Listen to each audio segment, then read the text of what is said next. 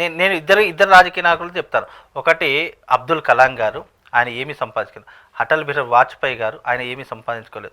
ఇప్పుడు ఉన్నటువంటి పవన్ కళ్యాణ్ గారు, ఈ ముగ్గురి పేరే నేను చెప్తానండి. పవన్ కళ్యాణ్ గారు ఏం సంపాదించుకోలేదు. సంపాదన మీన్స్ ఆయన పేరు చెప్పి సంపాదించుకున్న వాళ్ళు చాలా మంది ఉన్నారు. ఆయన సంపాదించాలన్నా కూడా చాలా నాకు తెలిసి ఆయన రోజుకు ఒక 100 కోట్లు కూడా సంపాదించవచ్చు, అంత క్యాపబిలిటీ ఉన్నటువంటి వ్యక్తి. కానీ సంపాదించడం వేరే, సంపాదించింది ప్రజల కోసం ఖర్చు పెట్టడం వేరే. ఇప్పుడు ఆయన ఆస్తుల విలువ తీసినా, లేదా ఇంకా ఆయనకి ఏ వివరాలు తీసినా, ఆయన ఒక ప్రెస్ మీట్ లో కూడా చెప్పారు, ఆయనకు ఉన్నటువంటి ఆస్తుల విలువ కంటే అప్పుల విలువే అక్కడికక్కడ సమానంగా ఉందండి, ఆయన సంపాదించి ఏమీ లేదు. ఎవరు చెప్తారు చెప్పండి? పోనీ మీరు అన్నట్టుగా సంపాదించాడు అని అనుకోండి, అది ఎప్పుడూ కూడా ఆయన వ్యక్తిగతంగా కానీ ఆయనకు వచ్చే జీతం కూడా ప్రజలకే ఖర్చు పెట్టాలి అనేటటువంటిది, రూపాయి కూడా ప్రజలకే ఖర్చు పెడుతున్నాడు. ఇక్కడ కొన్ని విషయాలు అర్థం చేసుకోవాలి. రాజకీయము, సినిమా లైఫ్ వేరే. సినిమా అనేటటువంటిది ఎందుకు ఆలస్యం అవుతుంది అనేటటువంటిది వ్యక్తిగత కారణాల వల్లనే అది ఆలస్యం అవుతుంది తప్ప జాతకానికి అస్సలు సంబంధం లేదు.